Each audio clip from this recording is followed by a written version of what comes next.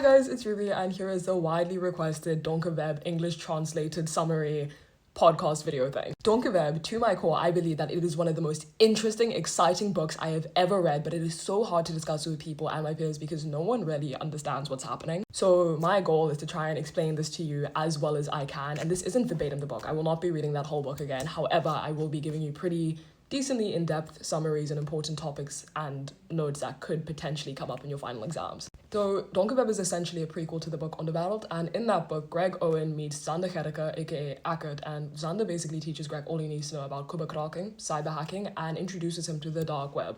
Donkerweb. The plotline of this book is pretty confusing, but all you need to know is that you need to take a step back and really truly think of the worst, biggest, messiest, dear macaw scandal you can think of and call it Project Nursery Rhyme. The whole plotline of Donkerweb essentially runs around this scheme called Project Nursery Rhyme. In Project Nursery Rhyme, I'll dip into it a little bit more later, but it focuses around three specific people. The butcher, the baker, the candlestick maker. These three men teamed up to do probably one of the worst things I've ever seen, and the base plotline of the book is basically leading up to figure out who the baker is.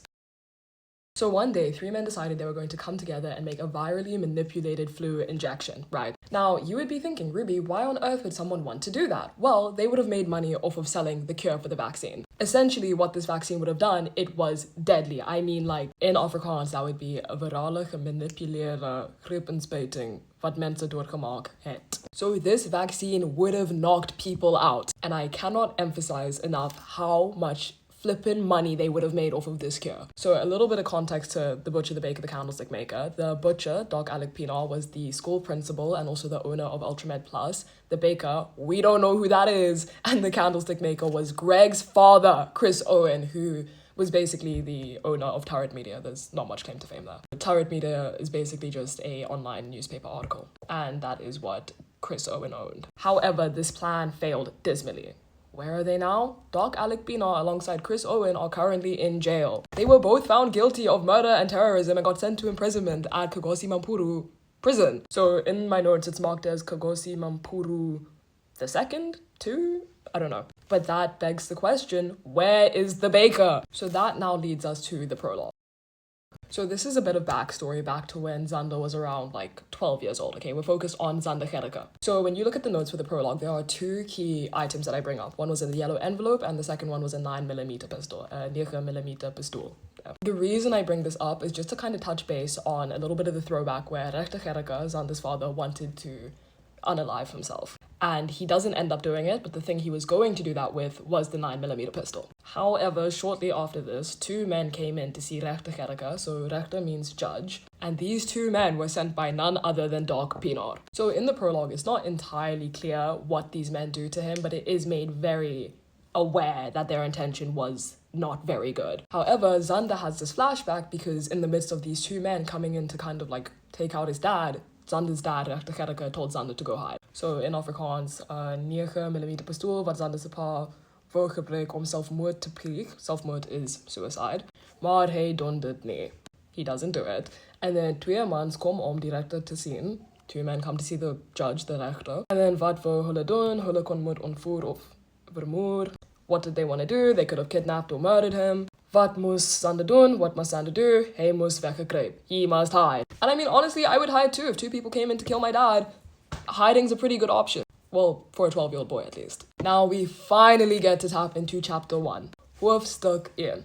And that will be in the next video. So I've just done a whole video on chapter 1 through 3 and I have lost it completely in my files. So here is the redone video. So this is Hoofstuk 1, chapter 1, Skreeu. So essentially, off the bat, chapter 1 covers pretty much some of the light backstory behind the Owen family, who they are, what they've done, where they are now. So I don't know if you watch those like then and now videos of like famous celebrities when you're younger. That's basically the vibe. So in the Owen family, there are 4 members, right? There is Rena Owen, the mother, Chris Owen, the father, Greg Owen, our main character, and John Owen, Greg's brother. So right off the bat, we get some pretty unfortunate news that unfortunately, Greg's brother, has passed away due to him unaliving himself.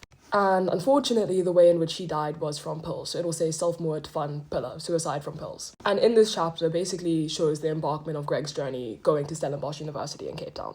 With Chris now being in prison, John now being passed away, and Greg starting his journey into varsity, this leaves Rena Owen, the mother, incredibly alone. And in the book, one of the texts will be, "Sy is weer alleen." This also inevitably changing the whole atmosphere in the house. And one of the texts from the book says, the atmosphere in the house is soos 'n gekrulde slang. So that's basically saying the atmosphere in the house is like a coiled snake. And the slang is symboliseer voor goed en slecht. So the snake, the coiled snake, is a representation of good and evil, a symbol. So the drie Mexicanische dode is the 3 steps of, I guess, death in Mexican history. This all being sterf, begraven, and vergeet. So sterf means to die, begraven is burial, to bury, and vergeet is to forget. And this is wanneer mense jou nie meer onthou nie. So it's when people no longer remember you. And what it does say in this chapter is even though John has gone through the 2 steps to die and to be buried, people still remember him. So he's yet to go through the 3rd stage of vergeet, because no one's vergeet John. So the way in which this would be worded in the book is John Owen is dood, maar hy het nie die 3de dood ervaar nie omdat mense hom nog onthou.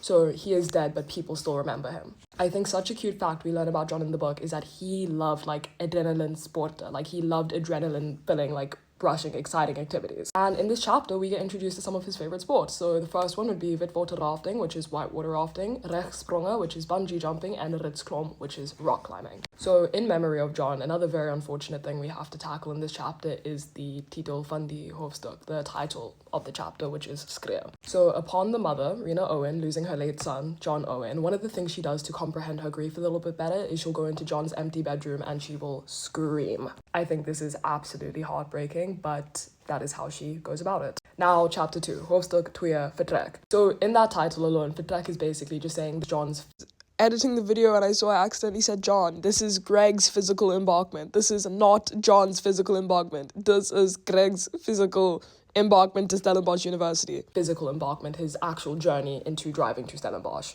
So you'll see here, he drives to Stellenbosch University, Stellenbosch Universiteit. And there's not too much that's crazy in this chapter aside from the fact that like Greg goes and buys himself a brand new BMW 118i sport model. So in Afrikaans you would say Greg koop 'n splinternuwe BMW 118i sport model. And in driving to Stellenbosch he does make a stop to stay overnight in Beaufort West.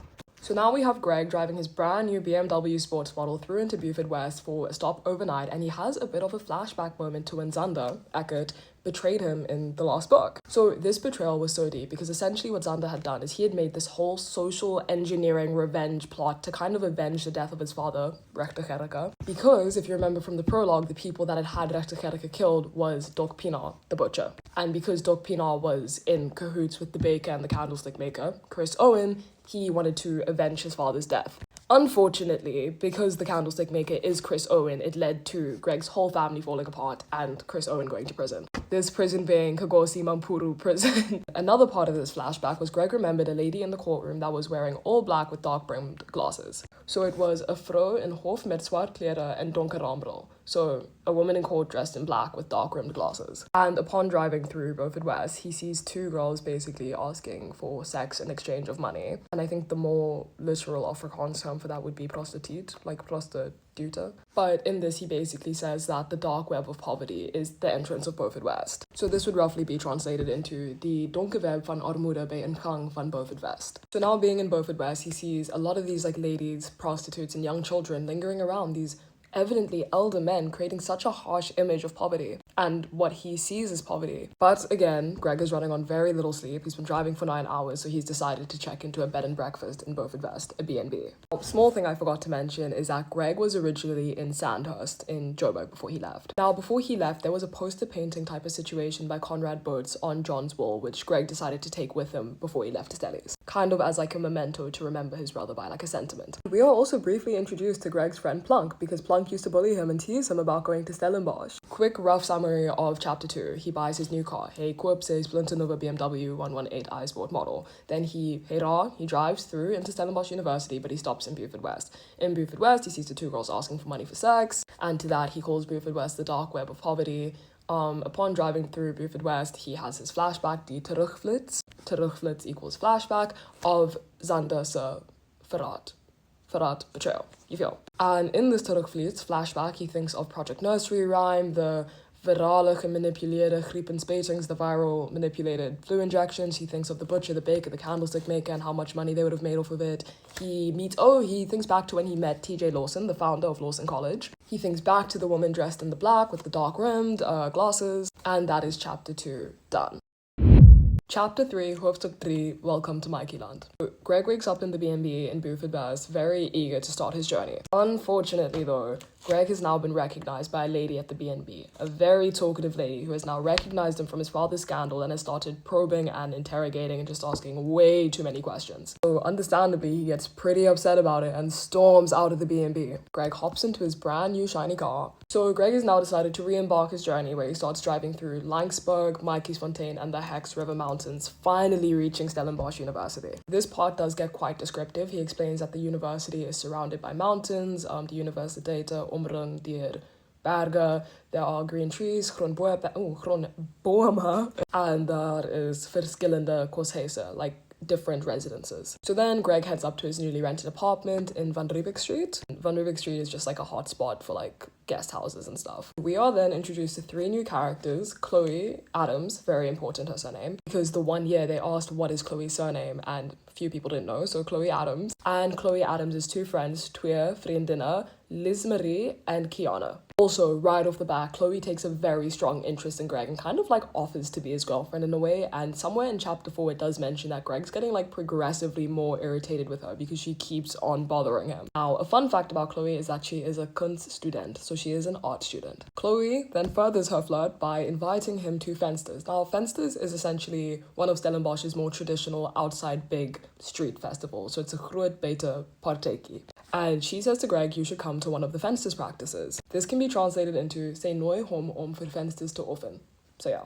Also a key fact to remember is that outside the Smaak Art Gallery, the SMAC Kunstgalerie, is a bench with a quote by Willem Boshoff that says broken trust. That is in English. And another English quote that comes up in this chapter is a Nelson Mandela quote that says, sport can create hope where once there was only despair. And finally, to end off this chapter, upon entering his brand new rented apartment, Greg is visited by his old friend Plunk. Plunk basically just goes inside, teases him about his old romantic antics, and then invites him for pizza and a beer. So now this chapter ends with Greg super eager to start his new life and start off super fresh now that he's in Mikeyland, Stellenbosch University, Western Cape.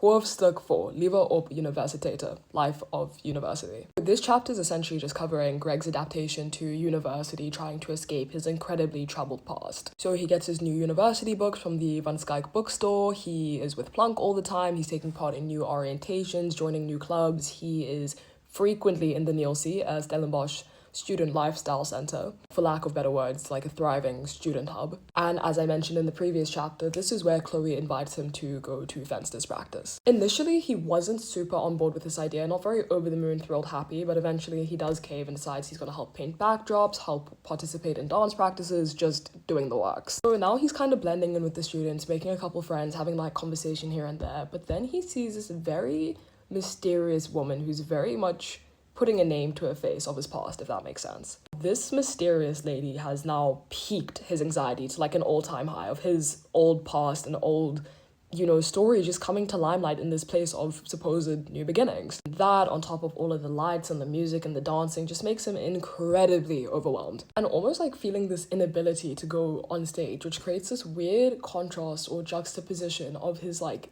deep, gut-wrenching past and now his light-hearted, like airy, happy future. This is where the chapter takes a small bit of a turn because he is recognized by an incredibly drunk student as the guy that turned his father in. And Greg is feeling absolutely like haunted by the demons of his past. And this can also be translated to Greg wordt vrijdagavond, Friday evening, herken, recognized as the candlemaker's seun, the candlemaker's son.